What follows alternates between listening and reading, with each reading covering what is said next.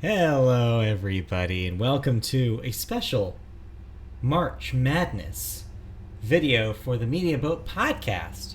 Yes, I realize it's already the 12th. We're getting a little bit of a late start this year, but hey, things are busy these days. Give us a break. But today, yes, we are starting the March Madness tournament, a tradition here at the Media Boat podcast. Instead of doing them in podcasts, and instead of doing them both Mike and I, we'll be doing it just me in video form, at least until the final round. So what are we bracketing, you ask?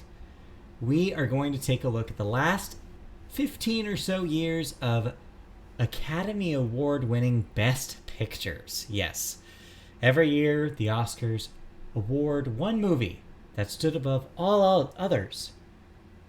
Best Picture. Sometimes they're right. There are definitely some really great movies over the last 96 years of Oscar Best Pictures. And there are some stinkers, yes. We will not be talking about Crash today, so don't worry about that. It predates where our cutoff is, thank God. But we will be talking about some that are maybe not as good as some of the others on this list. However, we will be talking about some cold, hard classics on this list as well. So, one caveat, because we originally thought we were going to start this before this year's Oscar ceremony, which actually took place this past Sunday, we did not want to include the newest Best Picture, which, spoiler alert, was Oppenheimer. So Oppenheimer will not be on this tournament. Instead, we'll be ending in 2022 with the last eligible film, Everything Everywhere All at Once. So how far back are we going? Well, for your reference, we're going back to 2007's winner, which was No Country for Old Men. So the next question, of course, is how did we seed the bracket? Well, Mike came up with the idea of grouping it into a similar group of four movies to break that up. So we have Group 1, genre-breaking films, which we'll be doing today. Group 2, social commentary and human stories, which we'll also be doing today. Group 3, historical dramas and biopics, which we'll be tackling next week.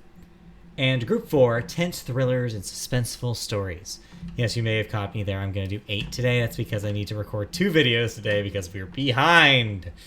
But this video you're watching right now will only be the first 4 in the tournament. So, without further ado, let's swap over our screen here to show you this very small, but trust me, a good bracket here. Let me zoom in here.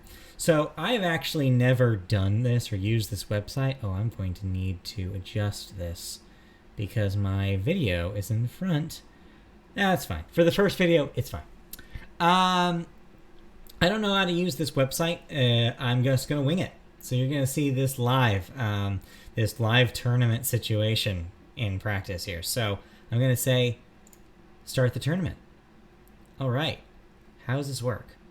Report scores. Okay. So this is how this works. I guess I don't need to do it this way. I don't know why I'm getting ads now. We didn't have ads in the last screen. Oh, there we go. Full screen. Okay, there we go. Except I'm cut off at the top for some reason. Live video, folks. Printer-friendly live bracket image. That's pretty good. That's pretty good. I like that. It's fine. Ignore me. I have no idea how this website works. Whatever. I'm just gonna figure this out. So we start at the very top of our bracket here in the genre-breaking films category. Our first matchup is Everything Everywhere All at Once versus Parasite. So, how I'm going to tackle these matchups is, I haven't seen all of these movies. I just want to give that a caveat. You're probably yelling at the screen right now. Yes, I understand. That's sacrilege in a lot of ways. But I feel like in order to determine the best best picture of this list, we need to consider other factors, not just whether I liked it or not. Opinion isn't really how best pictures are picked. Instead, it's a lot of the time it's, studio intervention and lobbying. But also, it's popularity to a certain extent. It's who's in it, who's directing it. It's in Hollywood politics, which is why you don't see a lot of streaming choices in the streaming era, beyond Coda, which we'll get to. It's like there's a lot of other factors going into it. So I'm actually going to consider a couple of other things today. I'm going to consider box office. I'm going to consider Metacritic score, as well as kind of general vibe. So those are going to be my 3 guiding principles. And then, if it comes down to, well, which one did I like it more out of 2 I've seen, then maybe we'll talk about that. But generally, I want to keep it fairly objective as something like this can be. So back to our matchup here. Everything Everywhere All at Once versus Parasite. Everything Everywhere All at Once, of course, was the winner in 2022. And Parasite won back in 2019. So, in case you're wondering the numbers here, Everything Everywhere All at Once has an 81 on Metacritic, kind of in the middle of the pack when you're talking about the overall quality of these guys. And then a respectable, but not amazing, $143.4 million domestic worldwide box office. Yeah, I'm doing worldwide numbers in case you're curious. Not adjusted for inflation. I don't even know where to start here. They're very different movies, but they do have one thing in common. Both are examples of Oscar honoring a largely minority cast and a story that is very much a story of minorities. It's not a lot of white people and not from a white perspective. And that's very cool. It's very telling that these are recent winners. It goes to show you that the expanding voting population in the Academy is making a difference in who wins these awards, and it's really cool to see this representation in both of these films. However, that's where the comparisons pretty much end. Everything Everywhere All at Once is this big, spectacular, weird, almost borderline science fiction-y, fantasy, martial arts movie. It's very much about action as much as it is about heart. Parasite is more of a political commentary. Parasite is more of a class discussion. It is a serious drama. It's less zany, I guess you could say. Zany movies don't usually win Oscars, but that doesn't necessarily mean that this should automatically lose. I haven't personally seen Parasite. I didn't give Parasite's numbers. Parasite has a 97 on Metacritic, one of the highest ratings here. And believe it or not, it made more money than Everything Everywhere All at Once thanks to its reception in China. It made $262.7 million. So right there off the bat, Parasite has an advantage.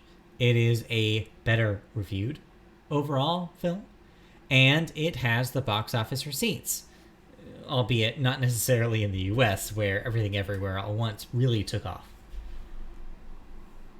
Performance-wise, you had a lot of acting awards given to Everything Everywhere as opposed to Parasite. You did have a larger, I believe, total amount of Oscars earned.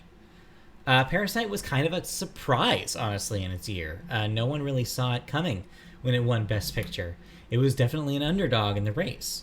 I chalk that up to a lot of canceling out in several of the other nominees. Everything Everywhere All at Once, however, kind of went into the night as the favorite. Everybody figured that was going to be the one to take it, just due to the sheer momentum of its campaign. You can go see that this year with Oppenheimer. Just the momentum couldn't be beaten in a lot of ways. I mean, negatives, I think you could probably say more negatives about Everything Everywhere. I think, me included, a lot of people found it a little too broad at times and a little too out there for some tastes. It's a very fast-paced movie, and it's all over the place. It can potentially be a little complicated. Not that Best Picture winners are not usually complicated. Sometimes they very much are. Parasite seems like a little bit more of a traditional story structure than Everything Everywhere All at Once is.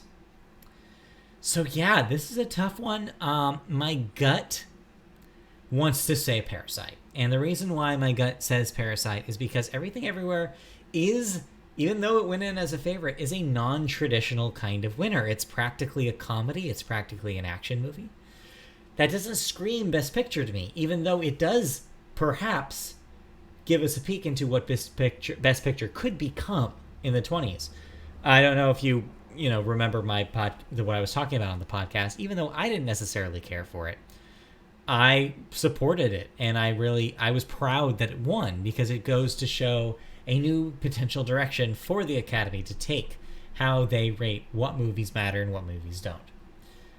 But Parasite is apparently really, really good, so I am going to go ahead and give this one to Parasite. So let's see how I do this. I'm going to say, boop, submit scores. Parasite moves on to round 2. Next up, oh boy, I think this might be the overrated block, at least in my opinion. We have Birdman, the winner from 2014. I'm not reading the whole subtitle, don't make me. And The Artist, the winner from 2011. Okay, so there is a bad habit that Oscar has of awarding movies that are kind of up their own asses. These are 2 examples of that. Hollywood loves movies about Hollywood. This is something that's been proven year after year at the Oscars. It's not always the truth, but generally speaking, it is a trend that if you look at all 96, does strike you as a little obvious. We have another one later that we'll talk about, but we'll get there. So Birdman and The Artist are both in themselves a commentary on Hollywood itself. One delves into kind of the modern, I guess you could say, side effects of becoming known for being a superhero film actor, and what that does to your psyche, and how people have to relaunch their careers after being stuck into that limbo, and kind of about what acting is, what method acting means, what it means to have, like, what goes on in your brain when you're that kind of actor. And the other is an ode to silent cinema, and black and white, and an era bygone, and kind of thinking about the more quaint and more complicated aspects of that period of time. So both are having a conversation about Hollywood to various degrees of success. Let's talk about the numbers. So Birdman in 2014 has a 87 Metacritic. So it's hovering better than Everything Everywhere, but not quite as high as some of the others on this list. And made only $103.2 million worldwide. Not a hit in any measure of the word. There are a lot of non-hits here, including Birdman. Meanwhile, The Artist, respectable 89 on Metacritic, and $133.4 million. So did better than Birdman, but still, all things considered, not a huge success. In the middle of the pack, largely. And I'm trying to think of the buzz at the time, because one of the things I want to do is talk about context. When Birdman comes out, I think that we are fully in the swing of MCU fever. It is peak superhero movie. And it's interesting, in a lot of ways, to see something make a commentary on that. It's also very cool to see somebody who literally in real life was kind of part of an early superhero boom with the Batman films with Michael Keaton play a character that's kind of reminiscent of himself, of his real life experience as being a superhero actor. Birdman, I guess I'll just talk about Birdman first. Birdman's an interesting movie, but ultimately I think that it tries to do a lot. It's, of course, mostly notable for being the movie that Inarritu tried to make look like it was all shot in one shot. I believe there is one moment where they fudge it, but generally speaking, it's a pretty effective choice, and it is a pretty convincing effect to have through your whole movie. It's pretty cool looking in spots, maybe a little awkward in others.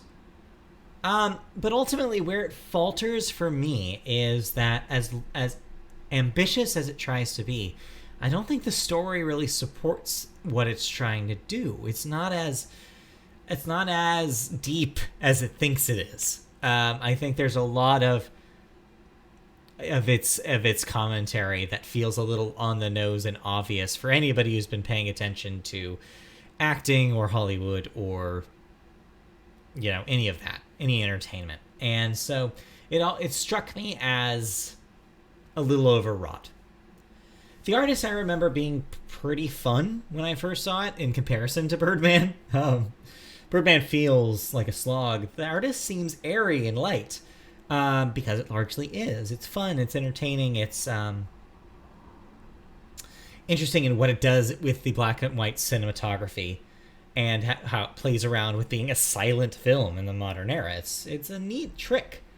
Is it a sustainable trick? No. I don't know if this movie works off multiple views. I don't think either of these do. I think The Artist has a trick, is kind of a one-trick pony, and once you've seen the trick, it does the thing for you. But is that better than Birdman, like actively annoying me at times? I think it might be. I want to maybe choose The Artist here. It is the more successful movie. It is the better reviewed movie, so I think the numbers also have my back. Yeah. Let's just make this a shorty, and let's move this on. So I say The Artist gets the point and moves on in the bracket to round 2. There you have it, folks. That is the first section of the first round of the Best Picture Face-Off. Join me soon. Actually, I'm going to record it right after this, but you don't need to know that. For the second video, in which I will tackle the next 2 groupings, where we will have Coda facing Nomadland, and Moonlight facing Slumdog Millionaire. So, tune in next time. Bye-bye.